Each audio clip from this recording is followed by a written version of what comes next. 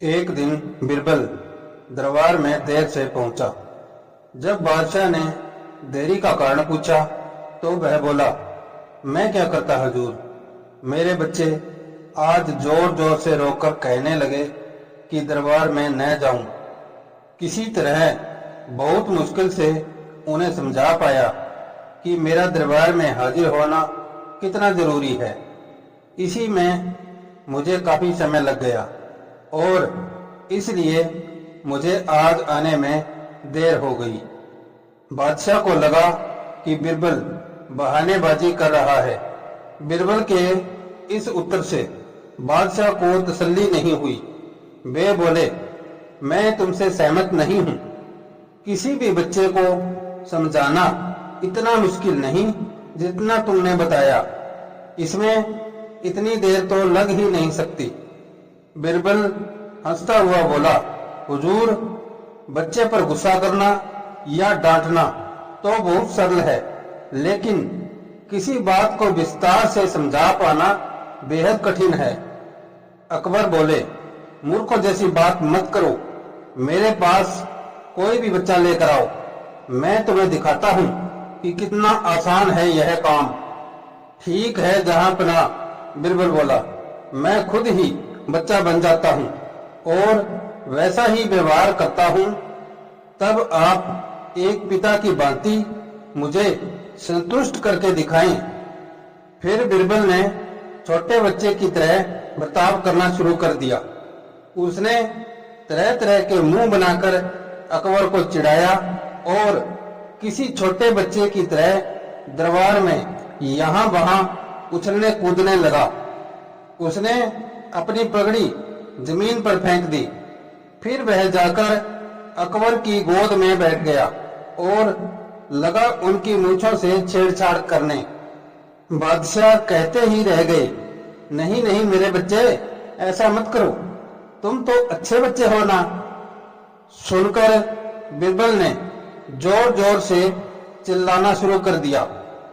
तब अकबर ने कुछ मिठाइयां लाने का आदेश दिया, लेकिन बिरबल जोर जोर से चिल्लाता ही रहा।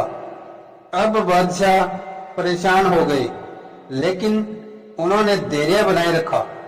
वह बोले, बेटा, खिलौनों से खेलोगे? देखो कितने सुंदर खिलौने हैं। बिरबल रोता हुआ बोला, नहीं, मैं तो गन्ना खाऊंगा। अकबर मुस्कुराए और गन्ना लाने का आदेश दिया।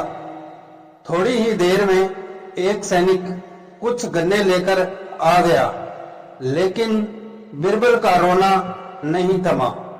वह बोला, मुझे बड़ा गन्ना नहीं चाहिए, छोटे छोटे टुकड़ों में कटा गन्ना दो। अकबर ने एक सैनिक को बुलाकर कहा कि वह एक गन्ने के छोटे छोटे टुकड़े कर दे। यह देखकर बिरबल और जोर से रोता हुआ बोला, नहीं, सैनिक गन्ना नहीं काटेगा, आप खुद काटे इसे। अब बादशाह का मिजाज बिगड़ गया, लेकिन उनके पास गन्ना काटने के अलावा कोई चारा न था।